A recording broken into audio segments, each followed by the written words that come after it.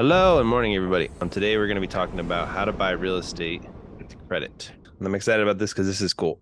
You guys are going to learn quite a bit. The main thing is basically you need to do a couple things before we go into getting into real estate, right? Before we get into our mindset of this is what I want to do with my money. This is the plan, right? You want to say before even you get the funding, maybe you just want to focus on, look, I want to buy a house, or I want to buy an investment property, or whatever I need to do. So have that mindset, and you can even start looking for deals before you get funding. And that's actually what I would recommend. But the first step always is going to be fix your credit, right? We want your credit as high as humanly possible because in many of these scenarios, you're going to have to refinance the house. You're going to want to get as much credit as possible for funding, so on and so forth. You're going to want to set up your real estate business. Okay. This is going to be a business, and its whole job is to basically just buy real estate, own real estate, wholesale real estate, do things in the real estate industry.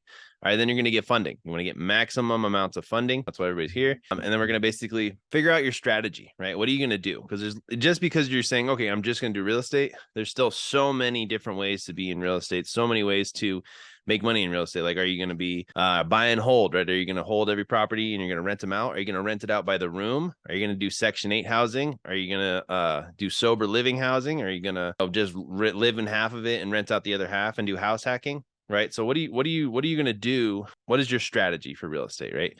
Maybe you're just going to fix and flip. Maybe you're just going to invest and figure it out. Right.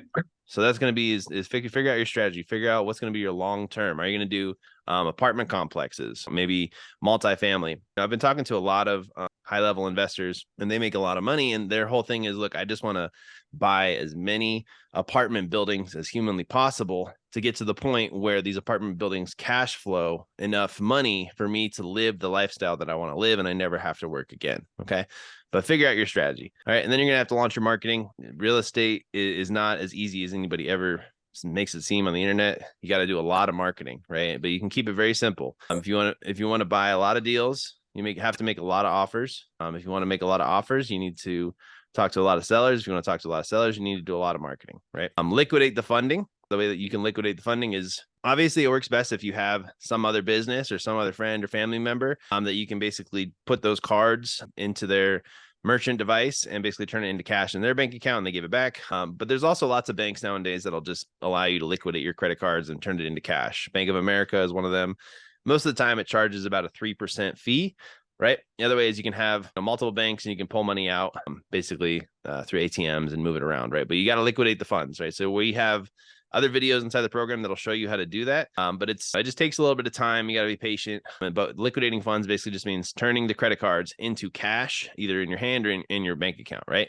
Now it's time to buy real estate. And I just wanted to say, like, that's like the beginning. Right. Now we're going to get into how to actually buy the real estate, right? Okay, it's 4 real ways to buy a house with credit. Buy it with a family member, with a friend, with a business owner, with a business partner, right? They don't actually even have to be your friend, but buy it with someone you trust. So you have to trust this person because we'll get into that to the next slide. But that's the first way. You're going to basically liquidate your credit and you're going to buy it in somebody else's name, or you're going to liquidate their credit and you're going to buy it. You'll both be on the title, but only one of you would be on the loan. So one of you would use the credit as the down payment, right? You liquidate the cash, you buy out the down payment, and one of you would use your credit, basically be the one who's going to be on the loan and own the mortgage, right? Okay, use business credit to pay for the down payment. Because look, the reality is if you just liquidate all your credit's going to fall like a rock, right? Because the utilization is going to go all the way up. Your score is going to fall down. So then when you go to the closing table, their credit, the mortgage company is going to pull your credit one more time. And you risk getting denied, right? Right. When you're about to buy the house, right? That would suck. So that's not what we want. We want to make sure like you understand everything ahead and what you're going to do in order to be able to buy the property, right?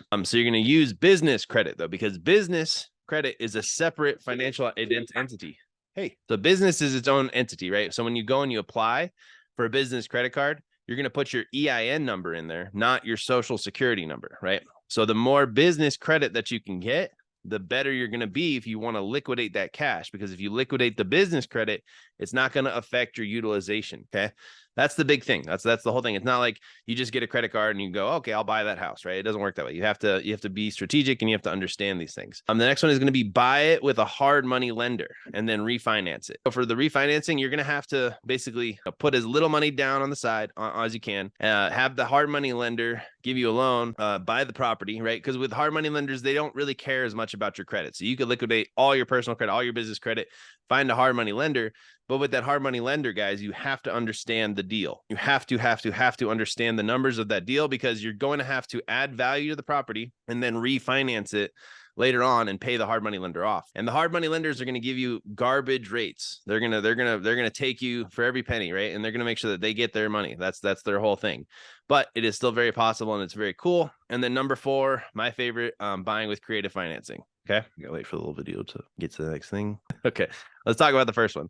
All right, buying real estate with someone else. So this is if you got a good family, right, you're good to go. For me, I'd have to figure it out, right? But I think basically for buying real estate with somebody else, first you get the funding, okay? Personally, you get your own funding, or here's what the other way that Gino was kind of talking about, which is kind of cool, is you find a family member, you fix their credit, you get them maximum funding, and then you liquidate their credit. And then you guys buy the house together, right? And then basically you use your credit, you keep your credit pristine, you liquidate their credit and you pay it down, right?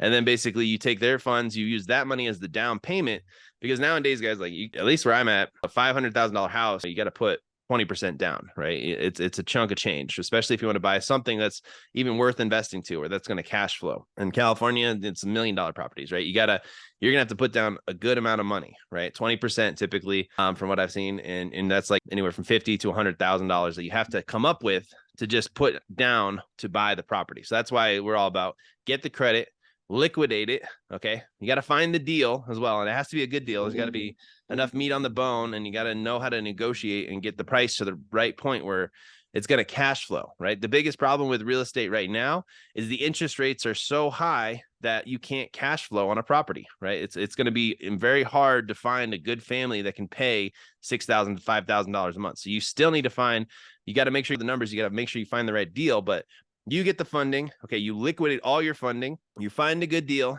You put the family member on the loan, right? You use their credit for the loan, and then you use your cash that you've gotten as the down payment. Boom. Now you buy the house. Okay. And then you're going to have to figure out how you're going to pay the rent on that house for a couple of years. And then you can refinance it and you can pay everything off. Right. And what's cool about the 0% interest credit cards is you have that year, or a year and a half or 2 years to basically pay that off without having a ton of interest on it. And then once you finally get to that point after the introductory rate, you refinance, you get a HELOC, you pay it off, or you just work your ass off, right? In all of these scenarios, guys, before you even start thinking about real estate, you got to have some sort of cash flow. There's always going to be some sort of extra fee, some sort of closing cost, some reality is going to hit where you have to have some extra money, which is why you always want to just play it safe. Just leverage yourself, but don't over leverage yourself. But at the same time, nowadays, guys, like in order to buy and own real estate, you got to be pretty creative and you have to be aggressive and you have to take risk, right? That's pretty much what I want to say. Okay, let's talk about number 2. Use business credit to buy real estate. This is like the holy grail. If you can really get this down, but you have to know business pretty well because you have to actually make a profit, right? So you have to open, this is what you can do. You can maybe do this with one business, but in reality, I'd like to tell you guys, hey, start thinking about this, start thinking a little bigger. Open multiple businesses, make sure they're open correctly, right? You have your address, your phone number, your Dun & Bradstreet, your website, the whole 9 yards. Okay. But make sure it's all done correctly so that the banks have no excuse when you go and you try and get business funding. Now you want to maximize your personal credit, because even if you have a good business, but your personal credit is garbage, a lot of these credit cards, they might not do a hard pull, but they'll still do a soft pull. Okay. But for most of the time, business credit is either how good is their personal credit or how much money is this business making? How much revenue are they bringing in on a regular basis? That's all the banks care about.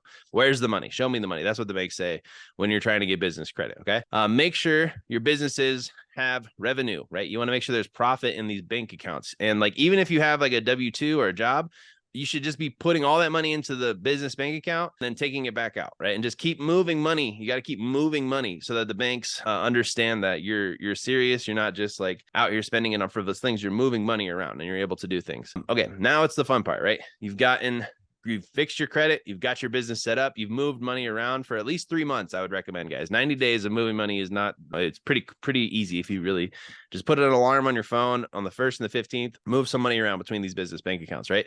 Now it's time to get the business funding, right? We're going to stack these businesses and we're going to stack this business funding, because remember, business funding is a separate financial entity, right? You still need to have personal credit because the banks aren't just going to give you money. They're going to be like, oh, cool, you have a business, but who's backing the business, right?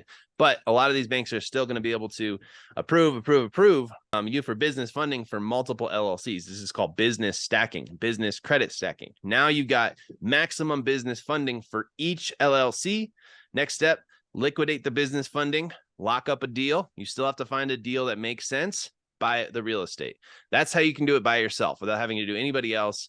Obviously, though, to make money and have your business be growing, you're probably going to have businesses and have a lot going on. But this is a cool way for you to start to think, hey, how can I create multiple businesses and then create cash flow and some revenue inside each of these businesses, get the business funding, liquidate just the business funding, keeping your personal credit still really good, and buy real estate, right? This is a cool way to think about it. And this is a great way for you to start to understand, like, hey, I've got $40,000 on this business credit card. I wonder if I could find a house and use that as the down payment, right? And you got to find the deals. Number 3, buying real estate with hard money lenders. All right, same sort of thing, except you want to get the funding first. You got to liquidate the funding. Now, what's cool with the hard money lenders, again, is like, I wouldn't recommend you liquidating all of your personal credit, right? I don't think that's a good idea. But liquidate enough to get the deal done, right? For these hard money lenders, some of them only want 10% down of the whole property, some of them 20%. But you want to try and have a longer deal with these hard money lenders. Most hard money lenders, they want like 3 months and they want their money back now, right? And those are you just don't want to stress yourself out. I can't tell you how many people I know that have been trying to fix and flip and they just can't find workers, or the paperwork is taking too long, or yada, yada, yada. And then they get down to the end of time for the hard money loan. And then they just start racking on these fees, these hard money lenders. So you just want to find good hard money lenders. Gino actually knows some really good ones. If you're in Texas, I know some really good ones. So you just want to make sure you understand the deal with the hard money lenders. They are here to make money, flat out, period. They are going to make money off your deal, but they will give you a good loan. They will give you the money to buy the house. So you get yourself your funding, you liquidate your funding. You have to lock up a deal at a very good deal. It has to be a really good deal. It has to be very discounted. It has to have enough meat on the bone that paying a hard money lender makes sense. Okay. You get the hard money lender, you buy the house. Now, what you want to do, though, is you're going to have to add value to the property. Now, when I say value, like either you get it at such a good discount that it's not a big deal, or you're going to have to add value. You're going to have to update the kitchen, update the bathrooms, update the floors, build another unit on it, figure out another way to increase the value of the property. Now once you increase the value of the property, you go and refinance the property. Now, the other thing is, like, a lot of these hard money loans, they'll actually give you more money than you pay for the house, and you use the rest of that money to build up the equity in the property, right? Build up the amount of value in the house. And then you basically refinance the property. Once you refinance, you pay off the hard money lender. And then now you own that house, right? And it's all nice and clean. And you can either flip it and get all your money back, or you can hold on to it and basically make sure it cash flows and rent it out and own that for a long time. Do that for a little while, pay off the bills, and then you can basically refinance it and do it again. So what is the best option to buy real estate with credit? Right? That's the real question. I'm glad you asked. The best option is to start a legit real estate business. What is a real estate business? You guys think, oh, it's just buying real estate, right? No, there's a lot more that goes into it. When I think of a legit one, I think of one that is hammering the phones, doing super aggressive marketing and getting a lot of deals under contract, right? And then wholesaling those deals and creating cash flow. And then once you basically build up this machine that is building and generating real estate deals, cash flowing, you buy the best deals. I can't tell you how many crazy deals I had when I was running my wholesaling business full time. I'm talking like I owned a house in Georgia for $5,000, right? I found a piece of land in Colorado that basically had like 500 acres on it, and I was only charged like $500 an acre. These deals, they only come around if you're in the business of finding deals. Discounted real estate and having a real business is the best model. Okay. You can do any of the other ones. Like if you're just trying to buy a house for your family, highly recommend that. That's totally fine. But the best way to really make money in real estate and get the best deals is to have a business of finding good deals. Okay, we're going to get into that at the end. But before we do, right now, we're just going to talk about creative financing, because not everybody knows creative financing, and everybody needs to. Everybody needs to fucking know this shit. So how do you buy real estate with creative financing? Okay, when I say creative financing, I'm talking about buying a house the unconventional way, which is not getting a loan, not going to the banks, not getting a mortgage. Okay, this is a strictly negotiation type base skill set that you will, like, out of 1,000 leads that I used to pull when I would do it, I would probably have 1 to 3 that I could probably do a creative deal on. Now, that could be seller financing, that could be subject to, and we'll talk about those in a minute. Out of like 1,000 different deals, or 1,000 leads, these would come across my table very, very often. It happens almost all the time, especially nowadays. So these are not fantasy. This is how you can literally buy your first house without having to get a loan from the bank or really even fix your credit. You can do this very, very creatively, but it's called creative financing. So you get the funding. You're going to have to launch marketing. You're not going to be like finding these deals. You can look on Redfin, you can look on Zillow, you can look on Craigslist, you can look on Facebook, and there are going to be some seller finance deals. So there are ways that you can find these, or you can do social media and other marketing, and you'll have conversations and you'll get lucky.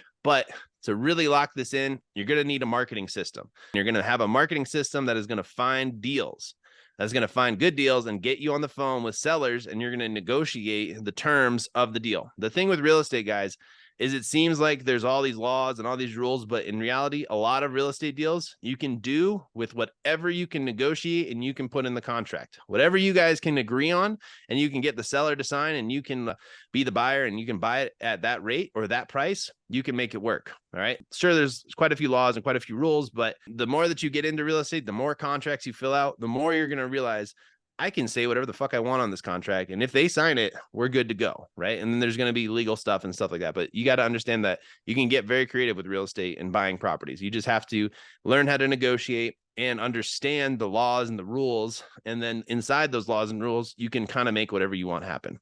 Launch your marketing. When I say marketing, cold calling, SMS, Google, Facebook ads, letters. I've been doing a lot more snail mail just because, I don't know, I think it's pretty easy because I just click a button and, we'll send 1,000 letters. And then they call me and they say, I want to sell my property, or I want to sell my land. And I think that's a cool way to do it. I send 1,500 letters a month. They call the number and they leave a voicemail saying, hey, I would like to sell my property. Give me a call back. So then I have inbound leads, which is really cool, as opposed to me cold calling 1,000 people, because I just don't have time to do that anymore. The main way that I was getting deals in the past was text messaging and text blasting. There's new technology that we can text blast again, but it was kind of taken away from us for a little while on the wholesaling side. But now you can still kind of do it. It's kind of a gray area. Not everybody approves of it, right? But it is what it is. If we can, if you guys join the real estate mentorship, I'm going to teach you how to do Facebook ads and Google ads to get some really amazing deals as well. In the future, guys, like the way that all these platforms are going, the only real way that you can sleep at night knowing you're going to have more deals is either going to be direct mail to sellers and paid advertising. Like, I'm just being honest with you guys. Like Google, Facebook, every time that all the phone companies, like iPhones, they now block a lot of cold calling. They block a lot of text messaging if you're spamming them. But if you spend a little bit of money and you master advertising, you're going to be able to get a lot of deals relatively cheap. You just have to know how to build the system, right? Find sellers that are willing to sell their property on subject to seller financing, novation agreements. So there's other creative financing as well, but those are the main ones. We're going to talk about subject to a lot, but seller financing is, let's say somebody owns the property free and clear. They don't have a mortgage. They've owned it for a long time. Seller financing is, instead of going to the bank, usually you have to put a down payment and then you just pay a monthly fee to the owner, right?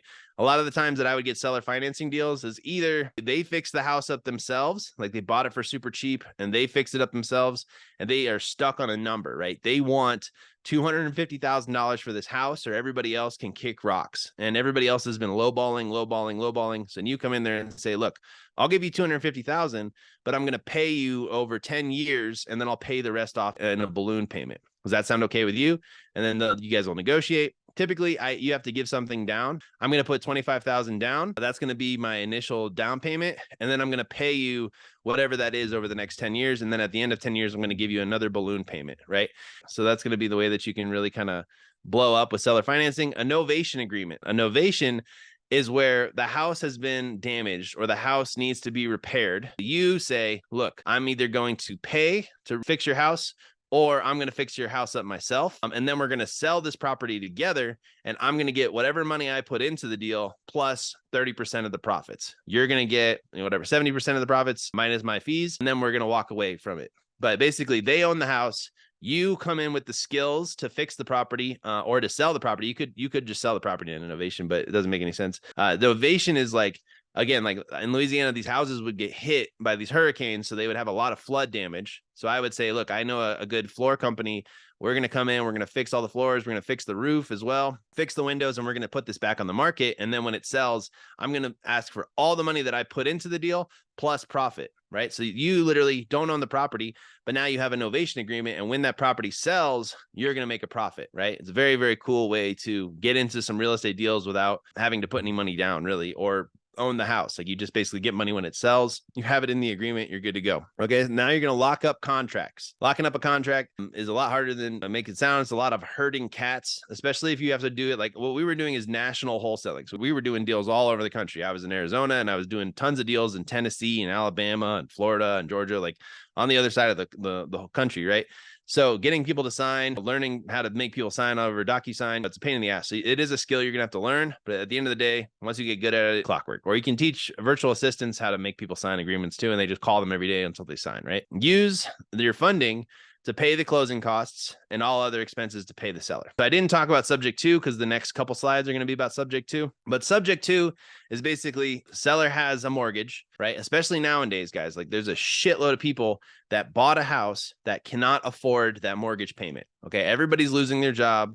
Nobody knows how to make any money. They have this massive mortgage payment and they need someone to come in there and be their savior, right? But they don't even know that they can do this because they don't teach this in school. They don't teach this anywhere. They only teach this at your local Credit Leverage X coaching call, right? Subject to, you can buy the house subject to the mortgage, subject to the loan, okay? And there's a couple ways that you can do that, but you're going to use the funding to either pay the seller a little bit. Most of the time when I have done subject twos, I pay the seller like $10,000 or $20,000 because they need somewhere to live, right? They want some money and they need to get the hell out of the house because I'm going to buy it as well. So I give them some money so that they can move, right? Pays for their moving expenses, pays for their first couple months of rent, puts a little bit of money in their pocket. And then I take over the mortgage, I take over the house, and I take over the property, right? So a lot of times you have to pay that. A lot of times also I've had to figure out how I'm going to get whoever's living in the stupid house out, right? A lot of times the seller is like an older person and their kids or their cousins or their friends or somebody's living in the house and they just are not paying the rent.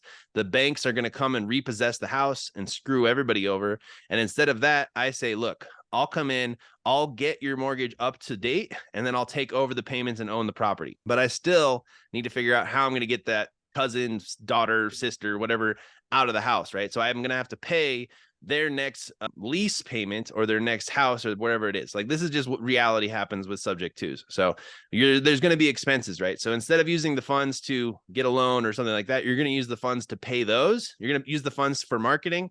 You're going to use the funds to pay whatever stupid expenses come up at the closing.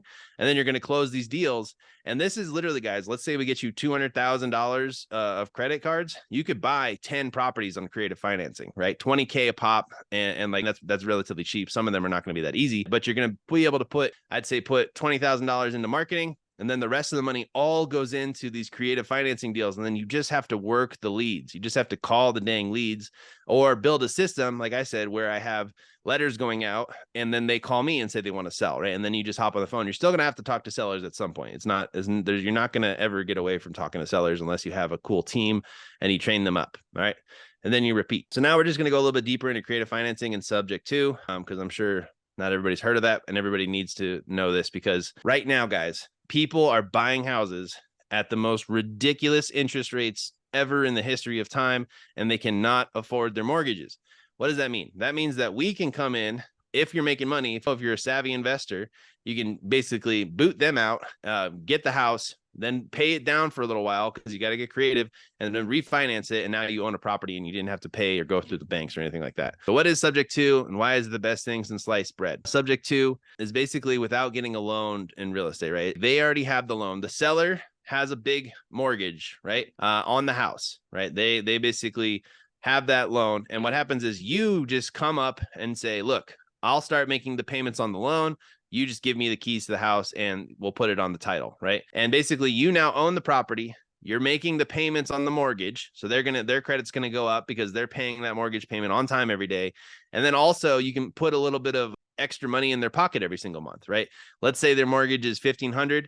You pay the $1,500 and then you also pay the seller $250 a month. So the seller makes $250 a month off of this house that they totally fucked up and couldn't afford.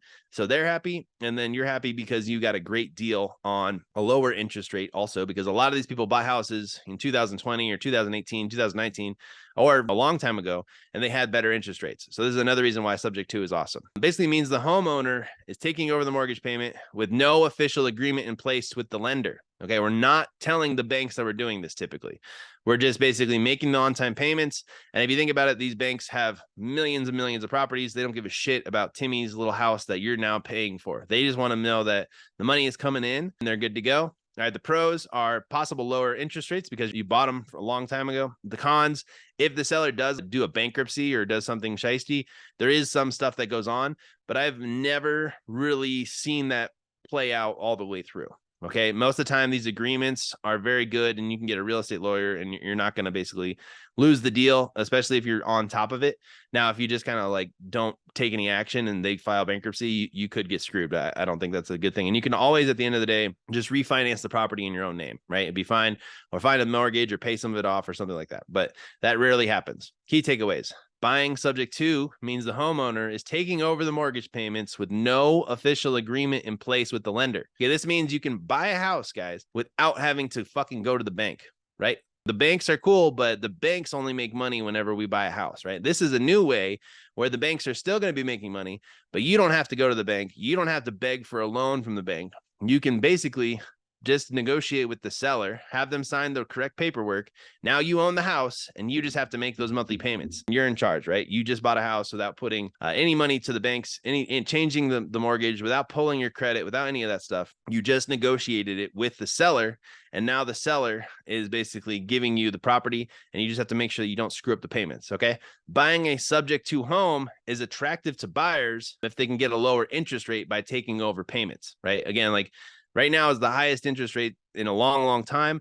Most of these people, they bought their house a while back and they got a better interest rate. So instead of you getting gouged on these unreasonable interest rates, you're picking up somebody's payments from back in the day and their interest rates could be 3%, right? Something that makes sense. And then they're getting a little bit of money. Everybody wins, right? So this arrangement can pose some risks. But like I said before, if you set up your business correctly, you have a good real estate lawyer, almost all of the weird situations that might come up somebody's already been through it and they've won the deal, right? I've rarely ever have seen somebody get a subject to house and then lose it for some stupid reason. Sure, you might have to do a little bit of paperwork, but you're still going to win the house at the end of the day. Okay. Not all subject twos are the same type. There's a couple different ones. The straight subject to cash to loan. The most common of subject twos occurs when a buyer pays in cash the difference between the purchase price, the seller's existing balance. Okay. For example, if the seller's existing loan balance is $150,000 and the sales price is $200,000, the buyer must give the seller $50,000, right? That's like the typical, you go to the bank and you sell your house, it's subject to. So they're just saying, okay, we're going to pay this. And then you're also going to make a little bit of money, right? Straight subject to with the seller carryback. Seller carryback is like seller financing, basically. But this is how the seller can make some money. Seller carryback, also known as seller financing or owner financing, are also most common found in the form of a second mortgage. A seller carryback could also be a land contract or a lease agreement, blah, blah, blah. For example, suppose the house sells the price for $200,000 with an existing loan balance of $150,000. The buyer is making a down payment of $20,000. The seller would carry the remaining $30,000 at a separate interest rate and terms to negotiate the deal, right? So basically, the seller in this case would be getting $50,000 profit, but you as the buyer would only pay $20,000, and then you would pay the other remaining $30,000 over a period of time. So that's the situation where you're literally taking over the house for $50,000 more than the mortgage is, and the seller gets $30,000 or gets $50,000. You get the house though, and you just have to pay off the rest of the mortgage. All right. A wraparound subject to is a wraparound the property or the loan. So a wraparound subject to gives the seller an override in interest because the seller makes money on the existing mortgage balance. So that's what we were talking about, where the seller wants to make a little bit of money. They have this mortgage, right? They don't want to pay it anymore. And they basically say, look, I'll give you this mortgage rate. I'll give you the house, but you have to pay me a 2% interest on everything. So then the seller is actually a savvy seller. They got a wraparound mortgage. They're making a little bit of money on selling the house at such a good deal to you. You still don't have to go to the bank because the mortgage is still going to be in their name, but there's a little incentive for them to sell it to you subject to, right? Example, suppose existing mortgage carries a 2% rate. The sale price is 200,000 and the buyer puts down 20,000. The seller carryback is 180,000, right? By charging the buyer 3%, seller makes 1% on the existing mortgage of 150,000, 3% of the balance, 30,000. The buyer would pay 3%, blah, blah, blah. So this is how these are the different ways that you can structure the deals. I know it's a little confusing, but you can learn more about this. The end of the day is you now know that you can buy properties without having to get a mortgage if you want, right? And these are very common. A wraparound subject to gives the seller an override interest because the seller makes money on existing mortgage balance. A wraparound is another loan that contains the first, and it can be a seller finance deal, basically. So these are all ways that you can structure subject to, so that how to make it interesting. And like, if they are not interested in basically subject to, you can say, look, like, why would we go to the bank, waste all of our time just to get denied, when instead you could be the bank, you could profit 3% on this deal, and I'll just take over the mortgage payments. So not only do you not have to pay the mortgage every month, you're going to be making money every month. And we don't have to go through all the hassle of getting a real estate agent, going to the title company, or you still have to go to the title company, but going to the banks, blah, blah, blah. Right. So this is very cool. Oh, sweet coffee. All right. So here's the pros and cons, right? Pros: fewer upfront costs, faster sale, right? You can do a subject to as soon as you guys both agree. Boom, boom, boom. You go to the title company, you lock it up, it's over. You don't have to wait for people to. The other thing is, like, a lot of times when you buy property, people have to inspect the property, right? You still want to do that, obviously, if you're buying a property, but like, in order to get a mortgage, the bank is going to go and inspect the property. They're going to make sure all the paperwork is dialed and all of the stupid permits are up to date. All of this crap that just takes forever and ever and ever and ever, and nobody shows up. You don't have to do that with this kind of scenario as well. You should still do your due diligence, obviously. I'm not saying don't do that, but I'm saying you can do it a lot faster. Okay. It's a lot easier to qualify because it's literally just an agreement between you and the other person. They don't give a shit about your credit. They just care about that the money's going to be there every single month, right? May mean more profits for the investors. That's why we like it. This is the main fucking reason we're even talking about it, is because you make a lot more money because you put less money down, right? You can get a better interest rate. You can basically refinance it later, and you're basically cashing on this house that you didn't have to do a ton of work to, right? May mean more favorable interest rates. Okay, the cons: home could be seized by the seller. Again, very rare. I've never seen it really happen all the way through. They can try, right? If they become like some crazy person who has like amnesia. I did have that happen, where somebody signed a contract and we were doing subject to, and then they forgot that they signed the contract, and that was pretty weird. But it all still worked out at the end. I still was able to sell it to somebody else.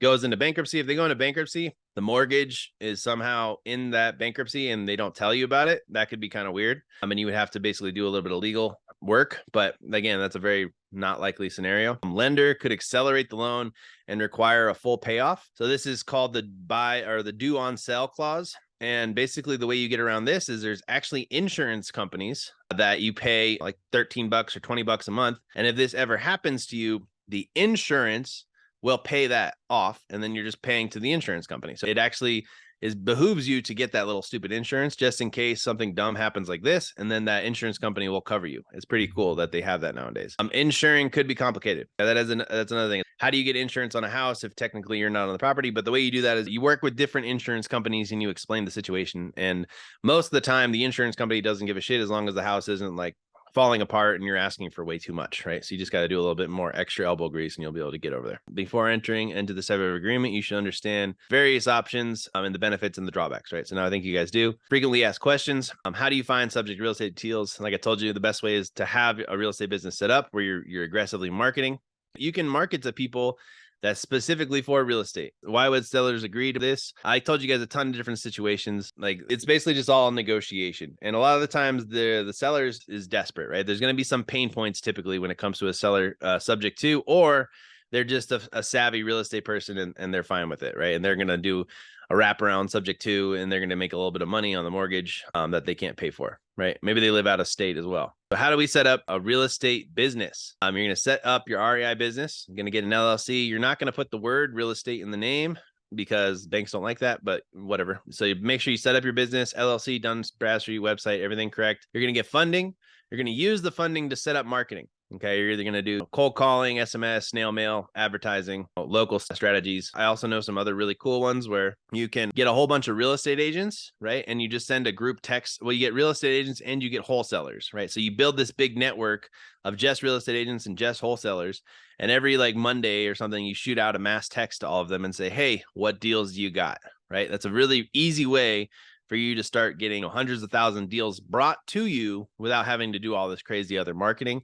And it just takes a little bit of talking in the beginning and building up that network and that database. Lock up deals under contract. Again, we talked about that. Not as easy as it sounds, but you got this. It takes negotiation, takes some skill, and you got to have a PandaDoc or DocuSign or whatever. And then you're going to start wholesaling real estate. So wholesaling real estate is, let's say you get a great deal on a property. You get a great deal on a property at, let's say, $100,000. The house is worth $150,000. You sell it to a seller for $120,000 on the contract. You make $20,000. The investor still has room for profits and stuff like that. You can basically flip these for a profit, and you're just flipping little pieces of paper. You get the contract, you sell the contract for more than what you were going to buy on the contract. You take the profits home. You don't own any real estate. You don't have to worry about anything else. And that's how you can pay for the marketing, though. So you basically pay for the marketing with wholesaling real estate deals, right? And you can also wholesale subject to deals. I made a lot of money wholesaling subject to deals because they're less common, right? Let's say someone's willing to sell you the house on subject to. I've sold, the most I made was $40,000. I wholesaled a subject to deal in Florida to another guy who basically took over the mortgage payments, right? I was just the middleman. I locked up the deal under contract on the wholesaling deal on the creative financing, and then I flipped the contract to somebody else. That's pretty cool. Then you use the profits to do more marketing, right? You see how you've made money flipping paper, and then now you're using that money to generate more deals. And then once you get the crazy, uber delicious, crazy deals, those are the ones that you buy. Hard money lender, family or friend, business credit, whatever it is. And then now you have multiple streams of income inside of real estate that you do, and you're making a lot of money. You can also use the money for what's called gator lending, which is, let's say some wholesaler or somebody else needs proof of income or needs to pay for closing costs. You would front the money, and then you would get paid back a good percent on that money every single deal. And you would be using the house as collateral to make sure that you get paid back.